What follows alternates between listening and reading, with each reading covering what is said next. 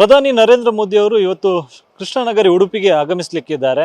ಕೃಷ್ಣ ಮಠದಲ್ಲಿ ನಡೆಯುವಂಥ ಕಾರ್ಯಕ್ರಮದಲ್ಲಿ ಪ್ರಧಾನಿಯವರು ಭಾಗವಹಿಸ್ತಿದ್ದಾರೆ. ಅದಕ್ಕೂ ಮೊದಲು ಉಡುಪಿಯಲ್ಲಿ ರೋಡ್ ಶೋದಲ್ಲಿ ಪ್ರಧಾನಿ ಮೋದಿ ಅವರು ಪಾಲು ಪಡೆಯಲಿಕ್ಕಿದ್ದಾರೆ.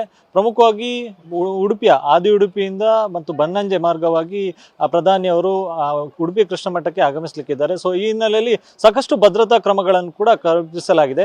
ನಾನೀಗ ಉಡುಪಿಯ ಸಿಟಿ ಬಸ್ ನಿಲ್ದಾಣದಲ್ಲಿದ್ದೇನೆ, ಗಮನಿಸ್ಬೋದು. ಸೊ ಇದೇ ಮಾರ್ಗದ ಮೂಲಕ ಪ್ರಧಾನಿ ನರೇಂದ್ರ ಮೋದಿ ಅವರು ಇವತ್ತು ಬರಲಿಕ್ಕಿದ್ದಾರೆ. ಇನ್ನೇನು ಕೆಲವೇ ಕ್ಷಣಗಳಲ್ಲಿ ಪ್ರಧಾನಿಯವರು ಬರಲಿಕ್ಕಿದ್ದಾರೆ.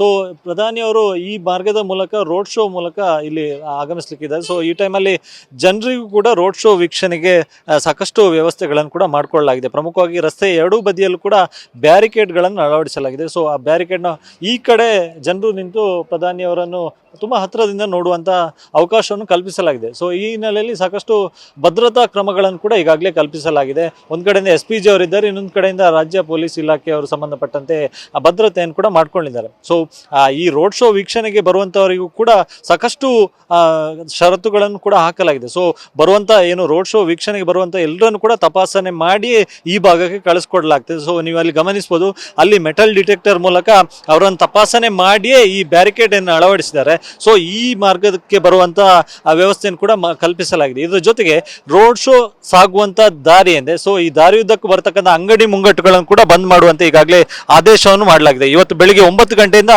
ಮಧ್ಯಾಹ್ನ 3 ಗಂಟೆವರೆಗೂ ಕೂಡ ಬಂದ್ ಮಾಡಬೇಕೆನ್ನುವಂಥ ನಿಟ್ಟಿನಲ್ಲಿ ಈಗಾಗಲೇ ಜಿಲ್ಲಾಡಳಿತ ಸೂಚನೆ ನೀಡಿದೆ. ಸೊ ಇದರ ಜೊತೆಗೆ ರೋಡ್ ಶೋ ವೀಕ್ಷಣೆಗೆ ಬರುವಂತ ಏನು ಸಾರ್ವಜನಿಕರು ಯಾರಿದ್ದಾರೆ ಅವರು ನೀರಿನ ಬಾಟ್ಲು ಸೇರಿದಂತೆ ಯಾವುದೇ ಫ್ಲಾಗ್ ಇನ್ನಿತರ ಯಾವುದೇ ರೀತಿಯಾದ ವಸ್ತುಗಳನ್ನು ತರುವಂತಿಲ್ಲ. ಸೊ ಅದಕ್ಕೂ ಕೂಡ ನಿರ್ಬಂಧ ವಿಧಿಸಲಾಗಿದೆ. ಇದರ ಜೊತೆಗೆ ಉಡುಪಿಯ 5 ಕಿಲೋಮೀಟರ್ ವ್ಯಾಪ್ತಿಯಲ್ಲಿ ಡ್ರೋನ್ ಹಾರಾಟವನ್ನು ಕೂಡ ಈಗಾಗಲೇ ನಿಷೇಧಿಸಲಾಗಿದೆ. ಸೊ ಇವತ್ತು ಸಂಜೆ 6 ಗಂಟೆವರೆಗೂ ಕೂಡ ಒಟ್ಟು 5 ಕಿಲೋಮೀಟರ್ ವ್ಯಾಪ್ತಿಯಲ್ಲಿ ಯಾವುದೇ ರೀತಿಯಾದ ಡ್ರೋನ್ ಹಾರಾಟಕ್ಕೂ ಕೂಡ ಅವಕಾಶ ಇರೋದಿಲ್ಲ. ಸೊ ಅದಕ್ಕೂ ಕೂಡ ನಿರ್ಬಂಧವನ್ನು ವಿಧಿಸಲಾಗಿದೆ.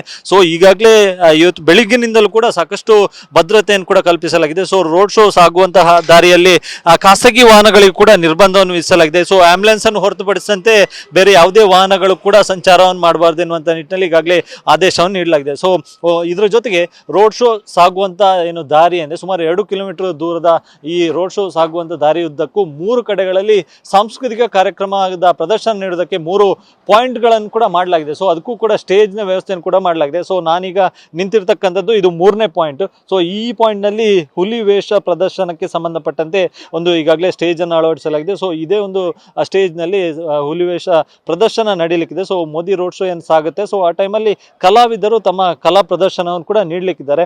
ಇದೇ ರೀತಿ 3 ಕಡೆಗಳಲ್ಲಿ ಈ ಸಾಂಸ್ಕೃತಿಕ ಕಾರ್ಯಕ್ರಮಗಳ ಪ್ರದರ್ಶನಕ್ಕೆ 3 ಪಾಯಿಂಟ್ಗಳನ್ನು ಕೂಡ ಮಾಡಲಾಗಿದೆ.